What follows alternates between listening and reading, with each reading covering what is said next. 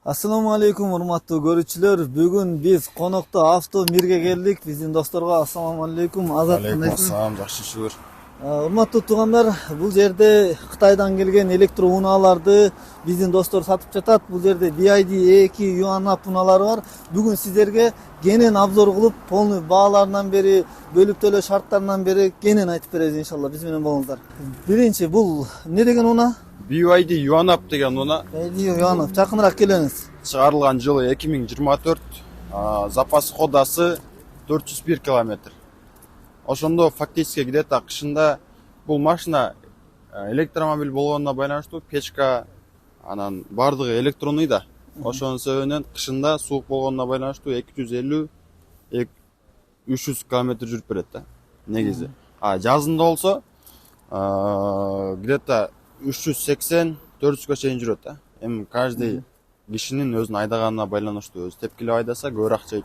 Анан жайыраак айдаса, мындайраак айдаса анда Кышында бир аз разница бар экен да. Кышында бир аз разница бар. Биз өзү тест драйв кылып барып келдик. Бир заряд менен Токтогулга чейин барып, ошол жерден зарядтап кайра Ошко жетип барганбыз да. Негизичи. Ошко деле сатылып кетти ушул машинанын 3-4 сатылды. Деңиз деңгээлинен 2,5 метр бийиктикке толуу районго алып кетти. Ал жакта азыр данный момент -10, -15 градус суук негизи. Ал жакта где-то 253 километр жүрөт деп отзыв айтып атат да, кардарларыбызча. Негизи чыгарылган жылы 2024. 0 пробег менен масло пакетте. Анан машинанын болсо так өзү менен чогуу 2 станцияга кошо берилет. 1,5 киловатт зарядниги, анан 7,5 киловатт зарядник кошо берилет да негизичи. Үйдөн зарядтай берет. Үйдөн зарядтай берет. 1,5 киловатт заряднигини любой точкага сайса болот. Даже телефон сайган точкага сайса болот. 7,5 киловатт заряднигин болсо, там канча? Аны установка кылат, как положено, электриктер өздөрү установка кылат дагы. Бул жагынан жердин астына заземление кетирип койсо 5 сааттын ичинде толтуруп берет. Где-то 5 саатта 70 сомдук ток менен полный бак толот машиначы. Ошо менен 380-400 километрге чейин жүрсө болот негизи. 5 саатта 70 сомдук ток менен полный заряд алат. Алды жагынан көрсөтөсүзбү экениңиз? Мындан көрүнүшүн бир көрсөтүп Эми кроссовер түбүнүн бийиктиги 25 сантиметр, дөңгөлөктөрү 16 размери. Там фаралар LED. Негизи бул машиналар Китайдан чыкканда 10 жыл гарантиясы менен чыгат да. Анан Кыргызстанга экспорт болгонуна байланыштуу заграницага чыккандан кийин ал гарантия иштебейт. Биз гарантия беребиз, заводской брак болсо 3 айдын ичинде келип алмаштырып кетсе болот бизден машинанычы. Заводской брак болсо эгердечи. Эгерде 10 жыл гарантиясы менен алам десе, анда Кытайдагы заводдор менен сүйлөшүп, ошо BYD фирмасы менен сүйлөшүп, 10 жылдык гарантиясы менен алып беребиз машинаны. Бирок турган баасынан 1,5 миң доллар кымбат болот машиначы. Турган баасынан 1,5 миң доллар кымбат, Машина азыр буна негизи газ, бензин менен жүргөн машиналардын кайсынысы менен атаңдашат эми? Ошону менен салыштырса болот. Бул машина где-то объем 2,5 машиналар менен атаңдашат да. 7-8 секундада 100гө чыгат. Скоростной. Алдыңкы дөңгөлөк эмелер тартат, дөңгөлөк алдыңкысы тартат. Передниктеги өткөн да.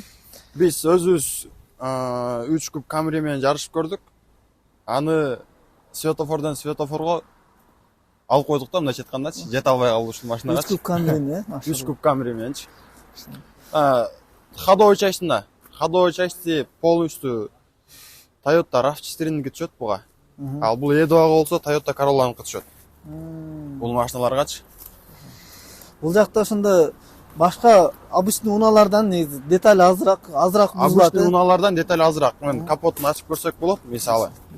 Нече ошо капот жагын көрөлүм. Капотун ачып көрсөк болот. Азыр машина жүрүп турат. Ушул моментте эч кандай үн жок. Мисалы. Так, полностью заводской. Бул болсо стартовый аккумулятор. Мол болсо эме. То что мотор деп койсок болот. Ушул чачып берет эки дөңгөлөккө токтучу. Анан бул теплый насос. Теплый насос эмне кызмат аткарат? Бул кышында тоң калбаш үчүн машинаны. Тоң калбаш үчүн 30-20 градуста ушул жылып берип турат машинанычы. Мындан кеткен токтор бул теплый насос антифризди жылытып, жылыган антифризди батарейканы аралатып ондайдан коюлган да. Башка детальдары жок. Кадимки бизде азыр эң көп айдалып жүргөн фиттикинен электричествосы деле азыраак, запчасти деле азыраак да. Мындай бир сөз менен айтканда, тормозной жөткөйсүз. Болду, всё. Бул ошол жаңы машина айдап баштагандарга, жогонду билбеген адамдарга менимче мындай жеңил да. Айдаш, караш, деталь аз түшүнө турган нерсе, көп деле нерсе жок. Анан эми комплектациясына кирели, иштин жагын көрөлү. Келиңиздер, бисмилла. Бул голосовой управление бар, мультируль, круиз-контроль, автохолд, зимний режим полностью бар. Так. 360 градус камера бар экен. 360 градус камера бар. Мисалы машинанын любой жагынан көрсө болот. Мисалы. Машалла. Канча сантиметр калды, наркы машинага тийишинде, кайсы жерде турат, полностью көрсөңүздөр болот да. Там муну орусча которуп беребиз. Бул жагында Wi-Fi менен TikTok, WhatsApp, 2GIS дагы бизге эң керектүү Яндекс приложенияны орнотуп алса болот бул жакачы. Астына флеш карта түшөт. Бул жагында заводской видео регистратор бар. Так, мындайча айтканда, бир да жаман отзыв жок. Нарын Ошко сатылды, Баткенге сатылды бизденчи. Основном. Так, бул жакта дагы башка өңдөрүнөн бар экен, туугандар. Мына темныйраак мокрый асфальт цвет деп койго, ушундай цвет. Анан могул серый цветтен бар экен дагы. Мунун баары жаңы келген. Келгенде канча болду? Примерно. Унун заводдон чыкканына 3 ай болду негизи. Анан келгенине бир 3-4 күн болду да. Документтерин бүтүрүп полностью. Первичка номерлер алынып, первичный оформлениясы болуп бүтүп атат да буюрсачы. Так. Эми акчаларына келгенде, булардын юанаптардын баасы Бяйди юанаптын баасы наличка алса 16.500 долларга чейин алса болот ушул машинанычы. А эгерде рассрочка жол менен алам дей турган болсо, анда рассрочка бизде через банк, исламский принцип менен РСК банк аркылуу беребиз да. Ошондо 1 жыл 3 жылдын ичинде машинанын үстүндө банкка кошуп төлөгөндө 285 000 сом коштубайт ушул машинанын 3 жылдын ичинде. Ошону где-то примерно айга чачыратканда где-то 48 000 сомдон туура келип калат да айначы. Бөлүп төлөөгө алса. Первоначальный взнос 150 000ден 300 000 сомго чейин болот негизи. Анан банк менен болгондо машина ошол кишинин өзүнүн атына оформление болот, кадимкидей элечи. Просто залогто турат банктачы, аресте. Аресте эле болот, Кыргызстандан чыгып кете албайт да, Кыргызстандын жайдай алат. Полностью төлөп бүтүп, анан өзүнүн атына өткөндөн кийин анда болот, пожалуйста. Исламский принцип менен алганда туугандар, баарыңыздар билсеңиздер керек, банк бул машинаны сатып алат өздөрү дагы, анан сиздерге бир аз кымбатыраак баага бөлүп төлөгөнү бир 3 жылга берет. Анан первоначальный взнос ошол где-то 30% болот да ошондо. Первоначальный взнос 10%-дан 30%га чейин. 10%-дан 30%га чейин бересиздер. Анан бардык условия шартын негизи чалып телефондон дагы кенен тактап сүйлөшсөңүздөр болот. Эми кийинки машинага өтө берели туугандар. Бул BYD E2. E2. Азыр хит болуп аткан таксистердин баары азыр ушундайга өтүп атышат. Өтө выгодно экен туугандар. Мен өзүм сразу айта кетейинчи, башында элечи, эгерде ким такси кылып иштейм десе, мына же шаар ичине айдайм десе, ушул E2ден өтөрү жок экен. Себеби бир күндө азыр рассрочкага бөлүп төлөгөн ала турган болсоңуздар, бир күндөгү сиздердин бензинге, газга кеткен акчаңыздар деле рассрочкага берип, акчасын чыгарып алсаңыздар болот экен да. 3 жылга бөлгөндө күнүнө 1200 сомдон айланат ушул машина. 3 жылга бөлгөндө? Выкупка караганда, конечно, жакшы да. Ооба. Анан комфортко бул дагы кенен айдайт экенсиңиздер. Комфорт болсо кирет тариф. Ооба. Характеристикасы боюнча айтып бересиз. Характеристикасы боюнча 405 км жүрөт, запас ходасы. Бул лакшар комплектация. LED фара, 12 дюймовый экран. Так. Партроника жок алдындачы. BYD юанаптык болсо 360 градус партроника, 360 градус камера. Мында задний вид камера, задний партроника болду всё да. Ошол айырмачылыгы.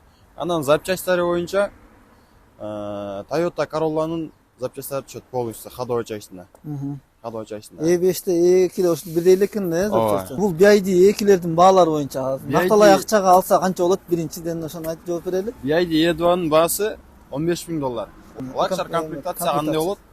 Титановый диска, кожаный салон, айырмачылыктар ошол. LED фара мисалы, могу LED да, линза.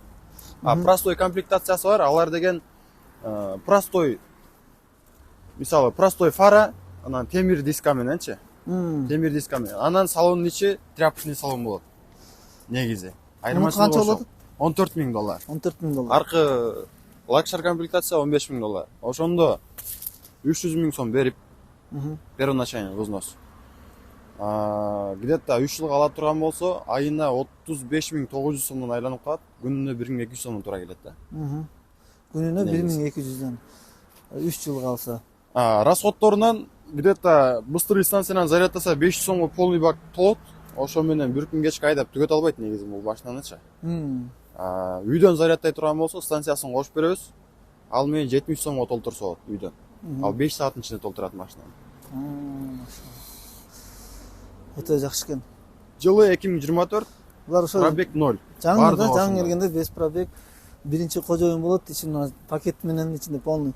Анан бул жакта да эле тетиктер тагынан табыш жеңил эле негизи. Ооба, BID магазин ачылды, баардык ходовой частьтери бар, даже кузовторунан бери келип калды булар. Бизгечи фаралары, кузовтор, бамперлери баардыгы бар Кыргызстанда. Кудай бергенде келсе өз адрестерин беребиз. Ошол кишилердинчи, магазиндердин. Ошол жактан келип оңдотуп. Эми Кудай сактасын, кырсыктап алса эле 3-4 жыл айдайт да. Банктын условиясы боюнча кененирээк айтып койсоңуз. Банктын условиясы боюнча мен келдим сизге, менде эмне болуш шарт азыр бөлүп төлөөгө алыш үчүн? Азыр сиз келдиңиз. Эми сиз официально иштесеңиз, анда алган жеңилирээк болот да, мындайча айткандачы. Гос жумушта же ИП болсо, же ИП болсо, жеке ишкер деген жеке ишкер болсо, анда алган жеңилирээк болот сизге. Ошону көрсөтөбүз, оборотду көрсөтөбүз. Ошол оборотуңуз жетсе, банк сизге машинаны алып берет. Бизден сатып алат. Эми мураббака дегенде көпчүлүк туура эмес түшүнүшү мүмкүн. Биз ачык эле айтып атабыз да, машинанын баасы $15.000. Анан 3 жылга бөлгөндө $18.600 түшөт. Дегенде бул машиналар деле келди, термишкасы бүтүп буюрса. Ошондой негизи. Өтө жакшы. Эми жыйынтыктап коелу. Керектелүүчү документтер, мисалы, дагы бир айта турган нерсе, таксистер кантип алса болот. Мисалы, таксистер бар да, аренда айдап жүргөн же, выкупка айдап жүргөнчү, күнүнө 2300 сомдон төлөп жүргөн такси байкилер бар. Алардын доходтору мисалы бир айда 80.000, 100.000 болот да. Эмесе элечи, Яндекстеги доход. Ошону көргөзүп, ошого мен таксиде иштеп аттым деп бир патент ачса, ошол менен алып берсе болот через банк. Түшүнүктүү. Ошол туугандар эми видеону көп узун кылбай эле коелу. Ким дагы толук маалымат алам десе, келип эле сүйлөшүп кетесиздер. Бул улица Байилинова, Касымалы Байалинова 99. Instagram баракчаларыбызды калтырабыз. Анан Автомир деген автосалон. Ошол жерде жигиттер сиздерди тосуп алып өздөрү кызмат кылып коет. Баарыңыздарды күтөбүз. Ассаламу алейкум ва рахматуллахи ва баракатух. Рахмат.